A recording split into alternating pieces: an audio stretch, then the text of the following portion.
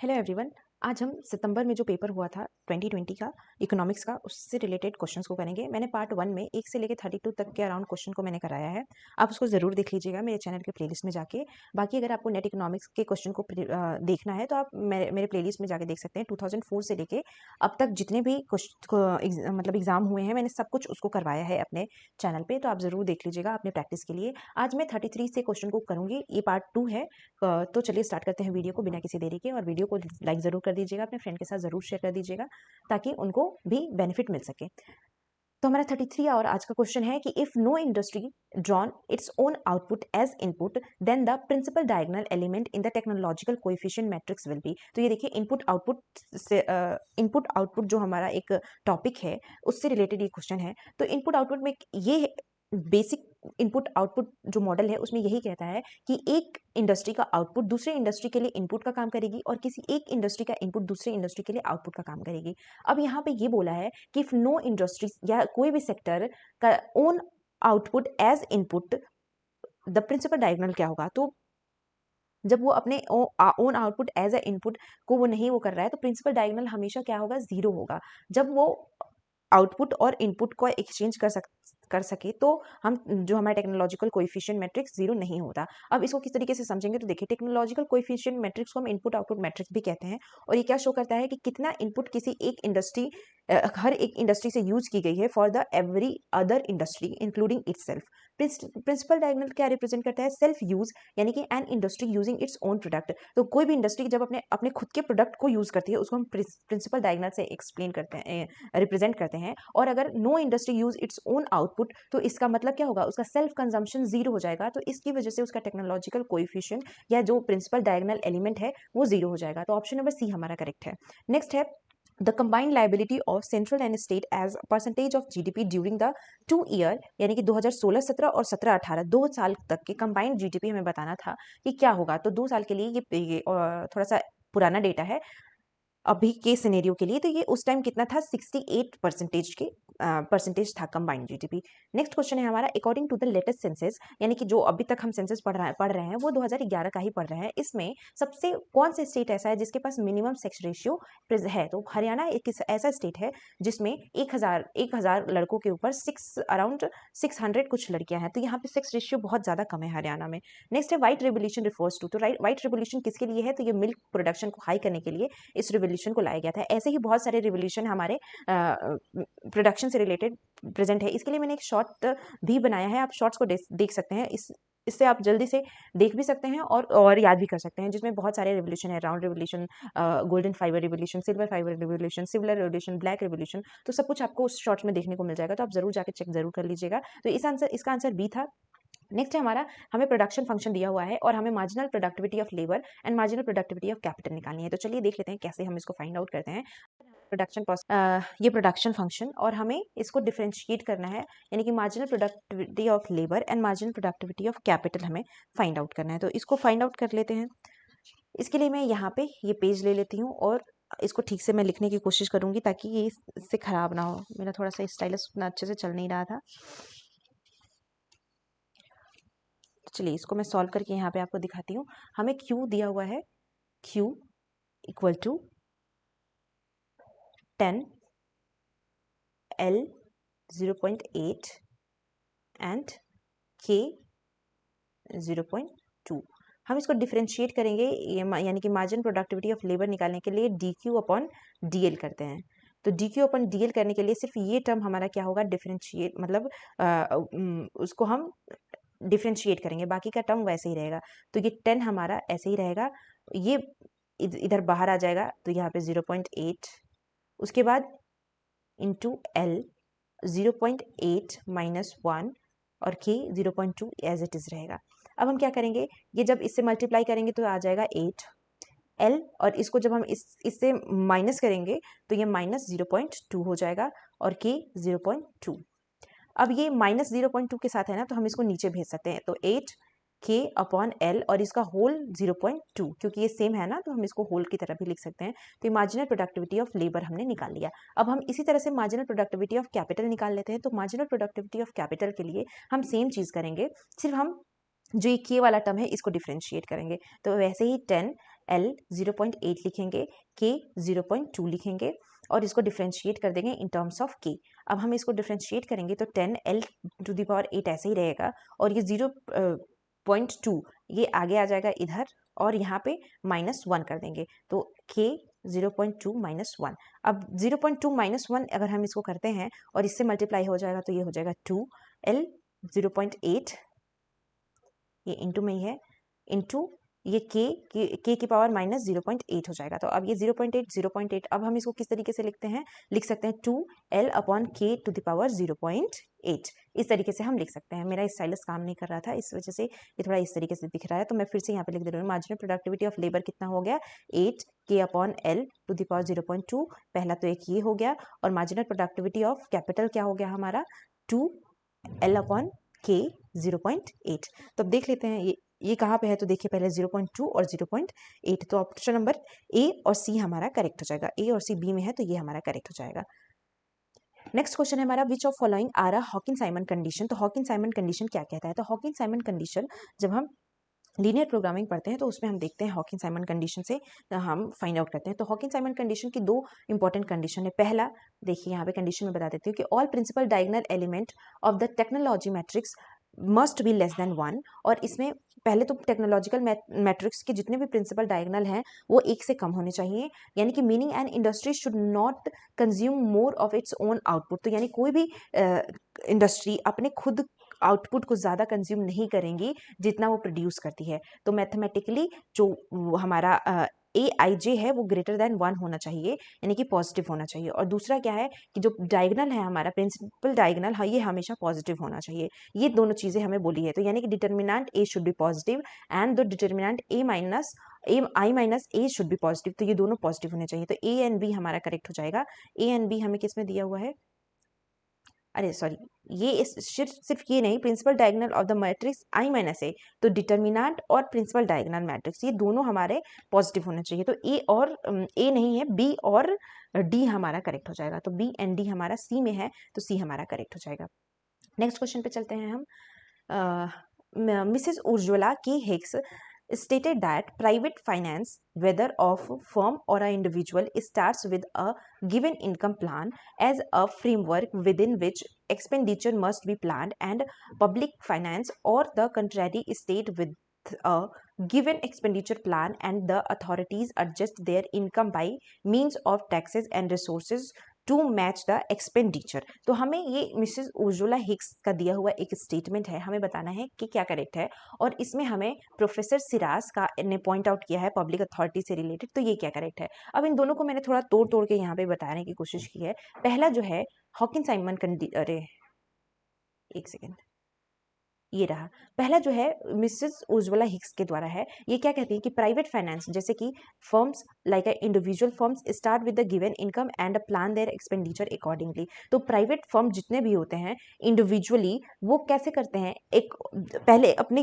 Given income पे वो अपने एक्सपेंडिचर को प्लान करते हैं, जबकि पब्लिक फाइनेंस क्या करता है, स्टार्ट करता है एक्सपेंडिचर से और फिर उसके बाद अपना इनकम को एडजस्ट करता है। तो प्राइवेट और पब्लिक किस तरीके से अपने इनकम को पहले एक्सपेंडिचर करते हैं या इनकम करते हैं, तो उस पर डिपेंड करता है हमारा ये दोनों पब्लिक एंड प्राइवेट। जबकि प्रोफेसर सिराज क्या कहते हैं कि जो पब्लिक अथॉरिटी है ये डिफरेंट है प्राइवेट इंडिविजुअल से, क्योंकि पब्लिक जो बॉडीज है उसके लिए ज़रूरी है इनकम एंड एक्सपेंडिचर का बैलेंस, और वो प्रॉफिट को उतना वैल्यू नहीं देते हैं, जबकि प्राइवेट इंटिटीज़ प्रॉफिट को वैल्यू देती हैं। यही इसमें कहा गया है कि यहाँ पे देखिए उज्ज्वला हिक्स में इसमें बोला है ना कि private finance whether the individual state given income, पहले इनकम होता है उसके बाद वो प्लान करते हैं अपने एक्सपेंडिचर को, जबकि जो पब्लिक फाइनेंस है ये क्या करते हैं, पहले एक्सपेंडिचर करते हैं उसके बाद वो अपने इनकम को एडजस्ट करते हैं। तो उनके अकॉर्डिंग ये जो पहला ऑप्शन था हमारा ये भी करेक्ट है, और ये जो दूसरा है जिन्होंने बोला है कि पब्लिक एंड प्राइवेट दोनों अलग होते हैं और जो पब्लिक अथॉरिटीज़ है वो प्रॉफिट पे फोकस नहीं करती है, इंडिविजुअल के वो वेलफेयर पर फोकस करती है, तो ये दोनों हमारे करेक्ट हो जाएंगे। नेक्स्ट है a leftward shift of demand curve, labour demand curve is caused by. अगर देखिए लेफ्टवर्ड शिफ्ट करेंगे, सपोज ये हमारा यहाँ पे वेज रेट है, क्वांटिटी ऑफ लेबर, तो इधर वेज रेट है और यहाँ पे क्वांटिटी ऑफ लेबर है, यहाँ पे डिमांड है और हमारा ये डिमांड है और ये सप्लाई है। हमें क्या बोला है कि अगर लेबर का डिमांड कर अगर लेफ्टवर्ड शिफ्ट होता है तो उसकी वजह से क्या होगा, उसकी वजह से तो सब कुछ मतलब हमारा जो मार्जिनल प्रोडक्टिविटी है वो तो कम हो जाएगी ना। पहले इतना करते थे, अब हम इतना ही कर रहे हैं, तो यानी कि वेज रेट भी कम हो जाएगा और जो हमारी क्वांटिटी डिमांडेड है वो भी कम हो जाएगी, जिसकी वजह से decrease in marginal productivity of labour हो जाएगा। तो ऑप्शन नंबर डी करेक्ट होगा। अब यहाँ पे है मार्कोविच थ्योरी के पोर्टफोलियो मैनेजमेंट में किस तरह के अजम्पशन को कंसीडर किया गया है। तो मार्कोविच में पोर्टफोलियो मैनेजमेंट में कई तरह के अजम्पशंस यहाँ पे बताए गए हैं। मैंने यहाँ पे सारे अजम्पशन आपको यहाँ पे लिख के ऑलरेडी यहाँ पे प्रोवाइड किया है, जिसमें इन्वेस्टर रैशनल होगा, रिस्क अवर्ज होगा, इन्वेस्टर फोकस करेगा एक्सपेक्टेड रिटर्न्स एंड रिस्क पे, रिटर्न्स नॉर्मली डिस्ट्रीब्यूटेड होंगे, रिस्क जो है मेजर करेगा वेरिएंस और स्टैंडर्ड डेविएशन। तो यहाँ पे बेसिकली रिटर्न और रिस्क के बारे में मार्कोविच थ्योरी ने फोकस किया है। अब यहाँ पे देख लेते हैं कि पहला है investor are pessimist about startups and optimist about establishment business. क्या ये करेक्ट है क्या? क्योंकि जब हम पहला ऑप्शन अपना देखे हैं तो उसमें क्या लिखा हुआ था कि इन्वेस्टर आर रैशनल, यहाँ पे बोला है कि इन्वेस्टर पेसिमिक है, और ये तो गलत हो गया, इन्वेस्टर रैशनल होना चाहिए। तो देखिए ए यहाँ पे गलत हो जाएगा, ए यहाँ पे गलत हो जाएगा। फिर लिखा है इन्वेस्टर है free access to fair and correct information on returns and risk. तो क्या इसको free access and fair and correct information होती है? तो अगर रैशनल है तो इट मीन्स कि इसको करेक्ट इन्फॉर्मेशन है, तो ये सही हो जाएगा। Investor have tendency to lean toward crypto currency. क्या ये क्रिप्टो करेंसी की तरफ लीन होगा? तो नहीं, यहाँ पे रिस्क एंड रिटर्न के बारे में बात नहीं की गई है। यहाँ पे है investor are rational and maximise their utility with the given level of income and money. तो अगर आपको इतना पता होता कि एक जो इसमें है कंज्यूमर जो है रैशनल है, तो उससे ही ये करेक्ट हो जाता। बाकी और भी इसके अजम्पशन है जो आप यहाँ पे देख सकते हैं कि investor make decision based on single period horizon, market are efficient, no taxes and transaction cost are there, and divisibility of asset, unlimited borrowing and lending as risk free rate, and correlation between asset is known. तो these are the assumption of Markowitz theorem. ये आप एक बार इसको लिख लीजिएगा कहीं। Next हमारा Harrod Domar consider the functional economic relationship in which of the following rate at for the gross domestic product depends। तो पहला है directly on the national net savings and inversely on the national capital output ratio, directly on industrial and agriculture। तो सबसे पहले industrial and agriculture के बारे में वो बात ही नहीं करते हैं, तो ये तो गलत हो जाएगा बच्चा। ये और ये दो ऑप्शन ही दिया हुआ है, तो फर्स्ट एंड सेकंड करेक्ट हो जाएगा, लेकिन ये कैसे करेक्ट है तो ये भी मैं बता दे रही हूँ। देखिए हेराडोमर मॉडल का एक फॉर्मूला है G = S/V। एस क्या है? एस हमारा सेविंग रेट है और वी हमारा कैपिटल आउटपुट रेशियो है। तो अगर जी को देखें तो जी सेविंग रेट से डायरेक्टली रिलेटेड है, जबकि वी से इनवर्सली रिलेटेड है क्योंकि ये डिनोमिनेटर में है। तो इस तरीके से हमारा ऑप्शन में फर्स्ट एंड सेकंड करेक्ट हो जाएगा। बाकी यहाँ पे मैंने एक्सप्लेन किया, पॉज करके देख सकते हैं। नेक्स्ट है हमारा overshooting model of exchange rate develop by the Rudi Dornbusch. अब ये क्या इन्होंने क्या डेवलप किया है? तो ये बेसिकली एक्सचेंज रेट और स्टिकी प्राइस के बीच के रिलेशनशिप को बताते हैं। तो volatility exchange rate and sticky price के बीच के रिलेशनशिप को कौन एक्सप्लेन करता है? डॉर्नबुश। तो देख लेते हैं the fact why foreign exchange market is never in equilibrium. तो इक्विलिब्रियम के बारे में नहीं बताते हैं। Relationship between sticky price and volatile exchange rate. तो ऑप्शन बी हमारा करेक्ट हो जाएगा। नेक्स्ट है असर्शन एंड रीजनिंग दिया है कि compare to a certain point on a contract curve, a point above the contract curve is more efficient. अगर देखते हैं कॉन्ट्रैक्ट कर्व किस तरीके से बनता है, जब हम बहुत सारे इंडिफरेंस कर्व को एक साथ जब जोड़ देते हैं तो ये हमारा क्या है? Contract curve. तो ये बोला है कि अबव द कॉन्ट्रैक्ट कर्व का ज्यादा इफिशिएंट होगा, तो नहीं, कॉन्ट्रैक्ट कर्व का हर एक पॉइंट इफिशिएंट पॉइंट कहलाता है। तो ऑप्शन ये पहला तो गलत हो जाएगा। The contract curve represent the locus of a point where marginal rate of substitution between two goods are the same for the individual of the both individual. तो दोनों इंडिविजुअल में जो marginal rate of technical substitution है, marginal rate of substitution है दोनों goods के बीच में, वो क्या होगा? सेम होगा दोनों उसके लिए, इंडिविजुअल्स के लिए। तो ये हमारा रीजन करेक्ट हो जाएगा, यानी कि एक इनकरेक्ट है और आर करेक्ट है, डी में दिए है तो डी करेक्ट हो जाएगा। एब्सोल्यूट इनकम हाइपोथेसिस के कौन क्या एक्सप्लेन करता है? तो ये कंज्यूमर के बिहेवियर को बताता है, एब्सोल्यूट इनकम हाइपोथेसिस। अब ये किसने दिया है? तो एब्सोल्यूट इनकम हाइपोथेसिस कीन्स द्वारा दी गई है, और इनके अकॉर्डिंग जो लोगों के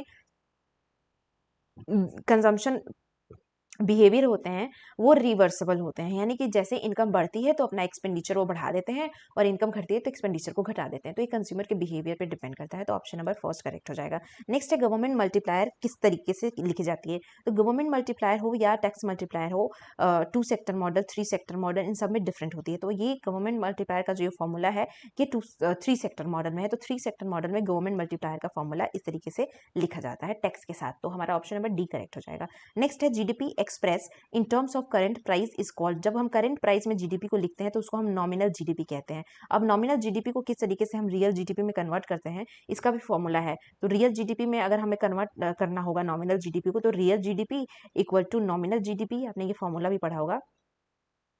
और इसमें जीडीपी डिफ्लेटर भी आता है, तो जीडीपी डिफ्लेटर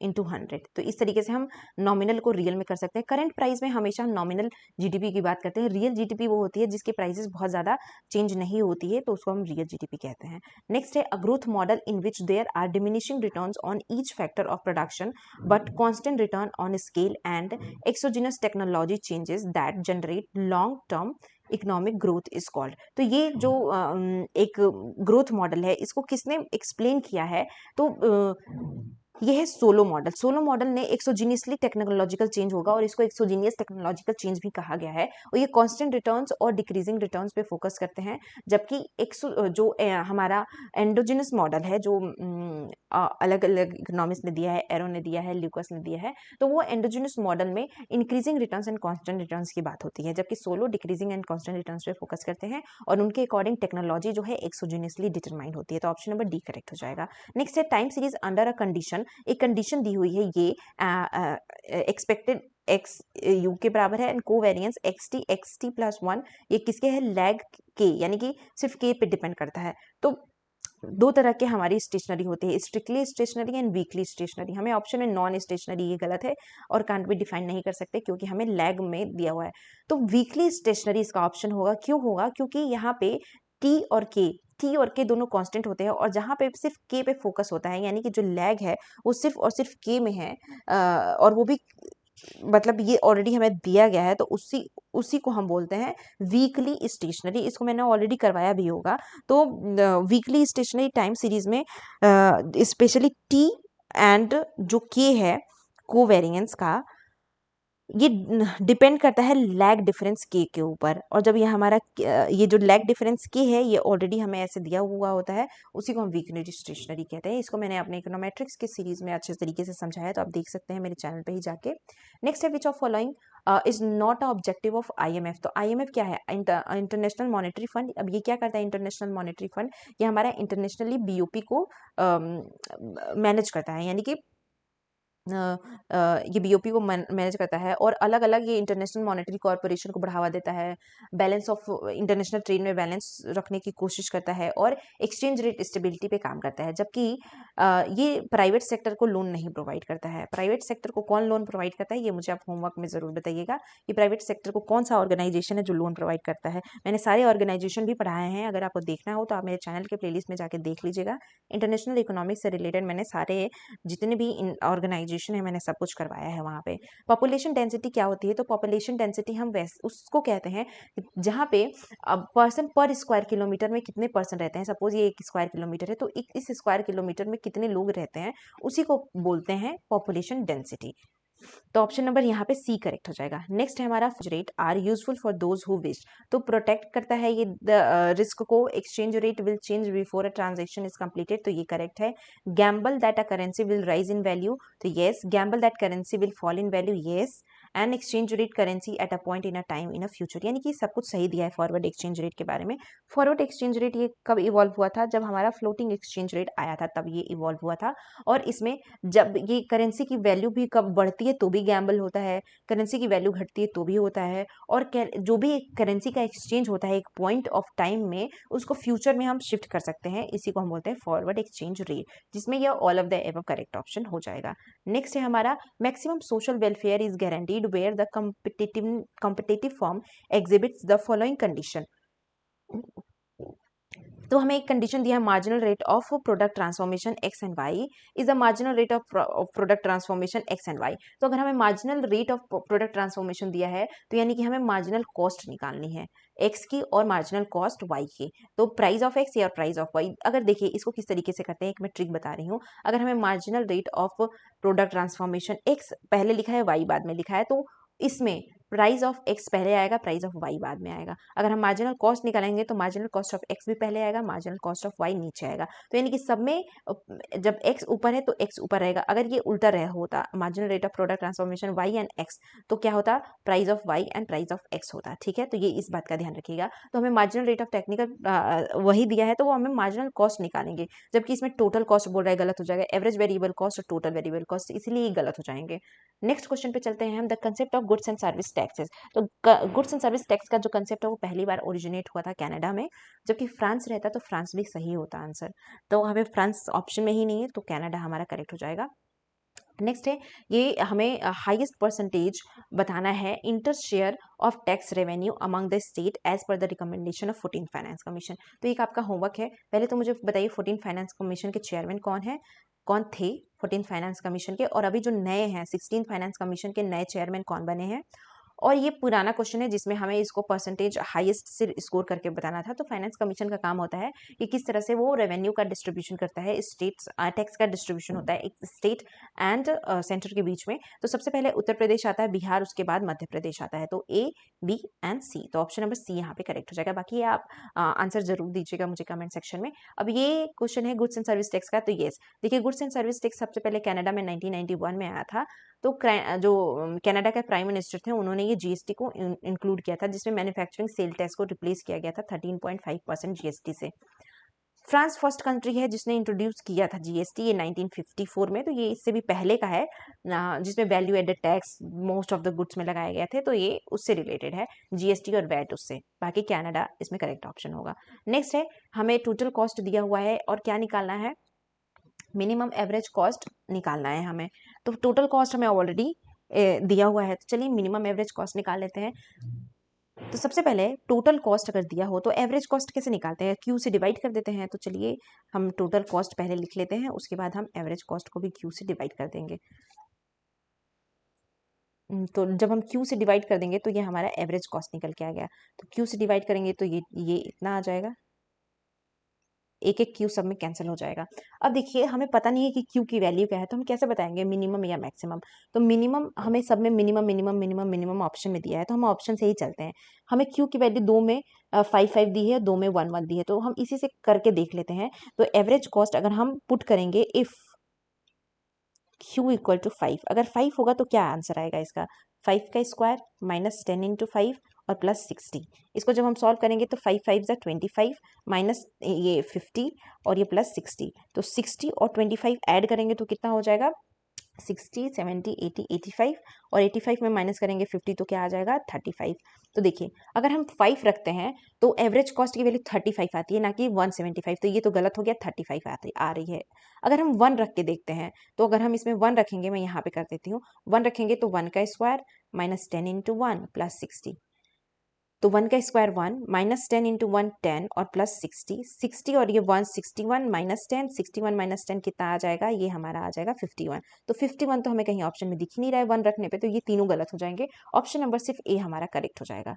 नेक्स्ट चलते हैं हम, हमें टोटल रेवेन्यू कॉस्ट दिया है और हमें टोटल रेवेन्यू फंक्शन दिया है एंड टोटल कॉस्ट फंक्शन दिया है। क्यू की वैल्यू भी हमें 10 दी है। हमें बताना क्या है, हमें ये बताना है कि मार्जिनल रेवेन्यू बड़ा है छोटा है, ये क्या है। तो चलिए देख लेते हैं। अगर हम टोटल रेवेन्यू में अगर मार्जिनल रेवेन्यू हमें फाइंड आउट करना होता है तो हम क्या करते हैं, डिफरेंशिएट कर देते हैं। तो हम चलिए ये हमारा टोटल रेवेन्यू है 1400 क्यू माइनस 6 क्यू स्क्वायर, इसको डिफरेंशिएट करेंगे तो हमें क्या मिल जाएगा, मार्जिनल रेवेन्यू।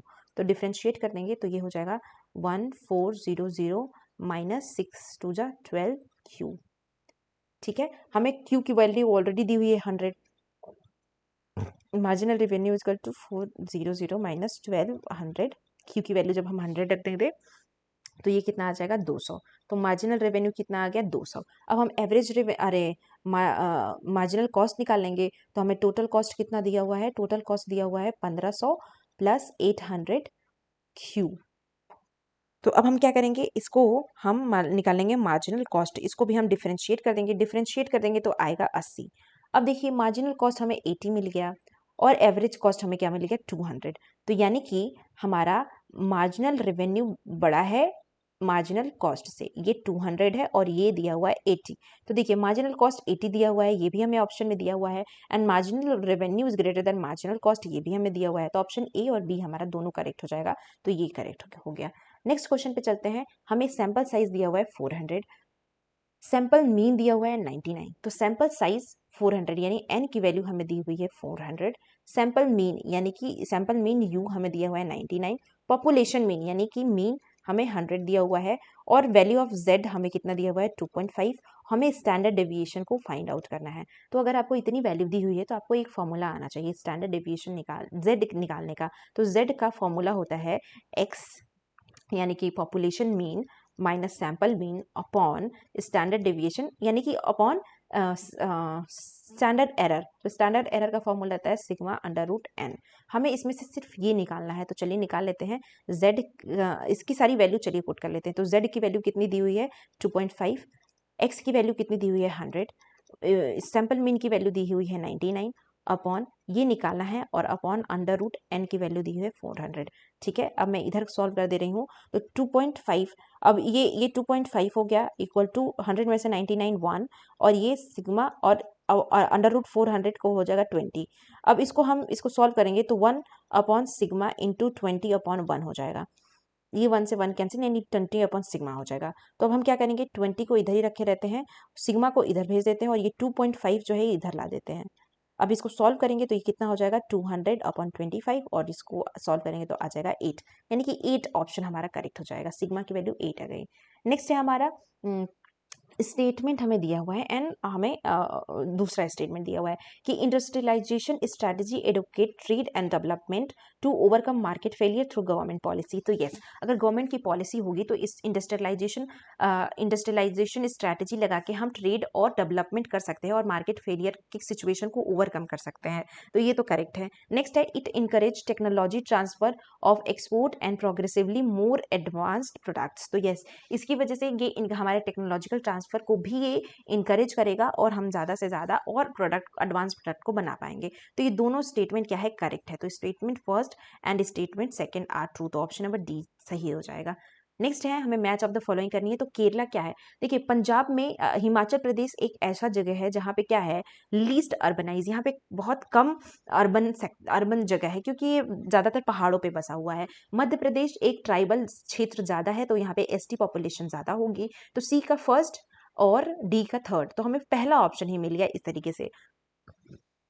केरला में हाईएस्ट सेक्स रेशियो, और पंजाब क्या है highest percentage of SC population Punjab में है।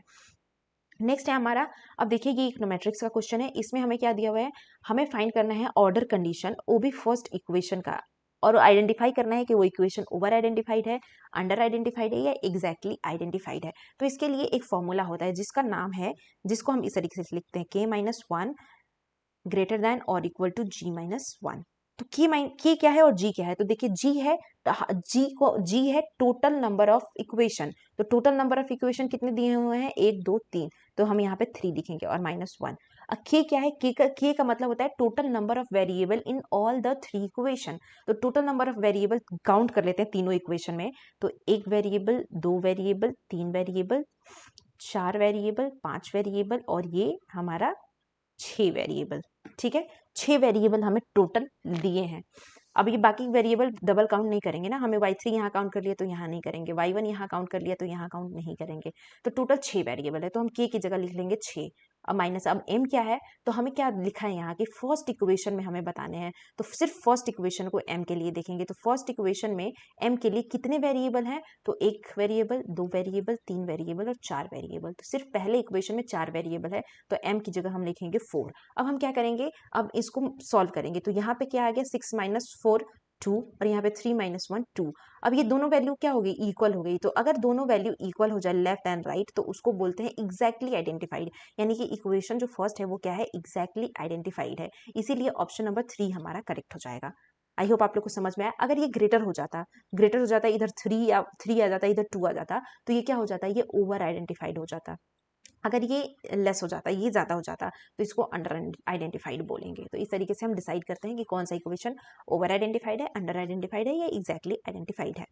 नेक्स्ट क्वेश्चन पे चलते हैं। हमें स्टेटमेंट 1 एंड स्टेटमेंट 2 दिया है। Growth in infrastructure is consider as the essential pre pre request for stepping up GDP growth. तो हमें बताना है कि ग्रोथ इंफ्रास्ट्रक्चर में कंसीडर किया जाता है pre requesting for stepping of GDP. तो येस, अगर अगर हम हमारा इंफ्रास्ट्रक्चर का ग्रोथ ज़्यादा होगा तो हमारे जीडीपी का भी ग्रोथ ज़्यादा होगा। तो ऑप्शन नंबर ये है, स्टेटमेंट तो करेक्ट है। It is vitally important to increase capital formation in India. Yes, India में कोई भी चीज़ें स्लो क्यों हो रही है, क्योंकि कैपिटल फॉर्मेशन की कमी है। तो अगर जैसे ही कैपिटल फॉर्मेशन बढ़ेगा, उस तरीके से अलग अलग सेक्टर पे ज़्यादा इन्वेस्टमेंट होंगे और हमारा इंक्रीज होगा, जीडीपी ग्रोथ होगी। तो ये दोनों हमारा करेक्ट है और उसके साथ-साथ ये करेक्ट एक्सप्लेनेशन भी है, तो बोथ आर करेक्ट। तो ऑप्शन नंबर सी हमारा करेक्ट हो जाएगा। तो आज के लिए इतना ही। अब हम इसको बाकी के जो क्वेश्चंस बचे हुए हैं उसको नेक्स्ट वीडियो में करेंगे। तो आई होप आप लोगों को समझ में आया होगा। तो अगर समझ में आया तो वीडियो को लाइक ज़रूर करिएगा और अपने फ्रेंड के साथ शेयर करना मत भूलिएगा। आज के लिए इतना ही। Thank you so much and stay tuned for next video.